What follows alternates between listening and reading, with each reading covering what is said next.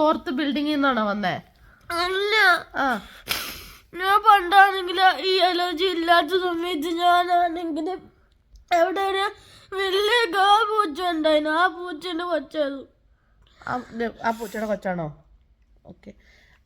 മോനിപ്പ അതിനെ കണ്ടപ്പോ ഒരു സിമ്പത്തി തോന്നാൻ കാരണം എന്താ? സിമ്പത്തി അല്ല, എനിക്ക് തൊടാൻ പറ്റില്ല. അതുണ്ടല്ലോ.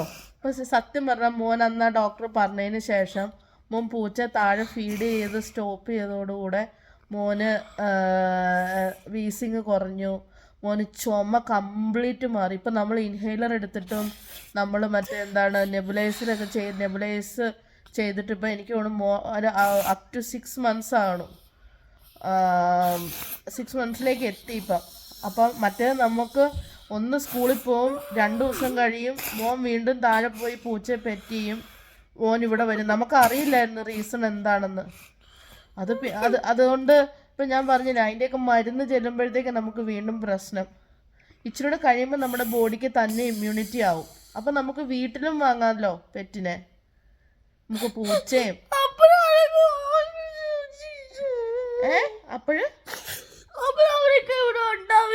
അപ്പൊ നമുക്ക് വേറെ കിട്ടും പോലെ, അല്ലെ നമുക്ക് വാങ്ങാം ഇഷ്ടം പോലെ. ഞാൻ പറഞ്ഞേ നമുക്കിത് എന്നെ പ്രശ്നം എന്ന് പറഞ്ഞാലേ ഈ സ്ട്രേ ഡോഗ്സ് അല്ലെങ്കിൽ സ്ട്രേ കാറ്റ്സ് എന്ന് പറഞ്ഞു കഴിഞ്ഞാലുണ്ടല്ലോ, നമുക്കറിയില്ല മോനെ അതിനകത്ത് അതിൽ നിന്നുള്ള മോനിപ്പോൾ ഈ ഒരു ഏജിൽ അത് അമ്മ എത്ര പറഞ്ഞാലും മോന് മനസ്സിലാവില്ല. അതുകൊണ്ടല്ലേ എൻ്റെ പ്രയോറിറ്റി അല്ലെങ്കിൽ എൻ്റെ ഇഷ്ടം എന്ന് പറഞ്ഞാൽ എൻ്റെ ശംഖു അല്ലേ, അല്ലേ? അപ്പം അതുകൊണ്ടല്ലേ കേട്ടോ.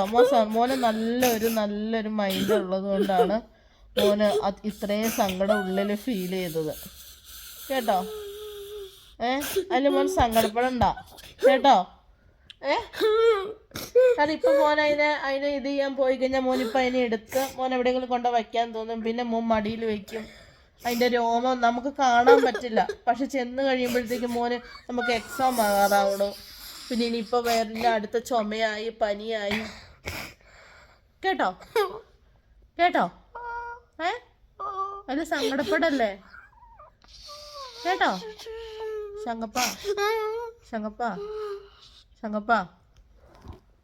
അതുകൊണ്ടല്ലേ മോനോട് വേറെ ഒരു കാര്യത്തിനും മോൻ അമ്മോട് അല്ലെങ്കിൽ മോൻ അമ്മയെ കൊണ്ട് അമ്മ പറയണ കേൾക്കാതെ ഇരുന്നിട്ടില്ല. അമ്മ എന്ത് പറഞ്ഞാലും മോൻ കേൾക്കാറുണ്ട്. ഈ ഒരു കാര്യം മാത്രമല്ല അമ്മ മോനോട് നോ പറഞ്ഞോളൂ. അതിനെ മോൻ സങ്കടപ്പെടണ്ട. ആ പൂച്ചയുടെ അമ്മ അവിടെ എവിടെയെങ്കിലും വരും കേട്ടോ. അവിടെ ഒട്ടിക്കല് പിന്നെ വരുമായിരുന്നു. അത് മോനെ എങ്ങനെയെങ്കിലും അത് ചിലപ്പോൾ 3-4 കുഞ്ഞുങ്ങൾ കാണും മോനെ. നമ്മൾ വീട്ടിൽ നോക്കുന്ന പോലെ ഒരു പക്ഷേ അത്ര ഹെൽത്തി ആയിട്ട് ഇരിക്കില്ലെന്നേ ഉള്ളൂ. നമ്മൾ താഴെ കാണുന്ന പൂച്ചകളൊക്കെ ഇതുപോലത്തെ തീരെ സ്മോൾ ബേബിന്ന് ഇപ്പോൾ വലിയ പൂച്ചയായതല്ലേ, അവർക്കൊക്കെ വല്ല കുഴപ്പമുണ്ട്. അവരൊക്കെ നല്ല ഹെൽത്തി ആയിട്ടല്ലേ ഇരിക്കണം. അപ്പം അവനും അതുപോലെ തന്നെ ആവും മോനെ.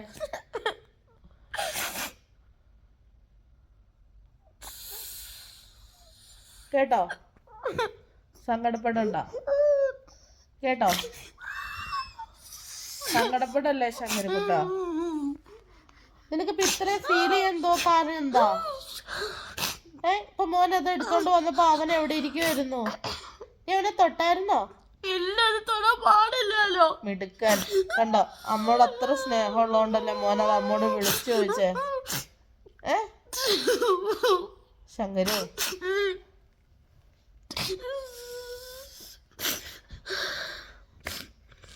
ഞാൻ എന്തെങ്കിലും ഒരു ഫുഡ് തന്നുകൊണ്ട് അവന് കൊണ്ട് കൊടുക്കാവോ? അവന് കൊണ്ട് കൊടുത്തോ?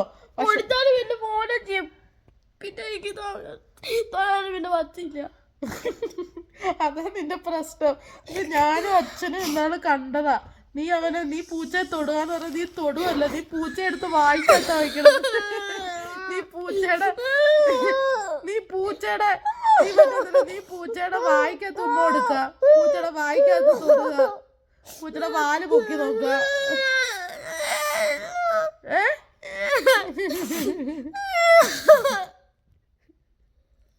നീ പൂച്ച ബ്രൂട്ടീഷൻ ചെയ്യാൻ പോവാ, അതാണ് പ്രശ്നം.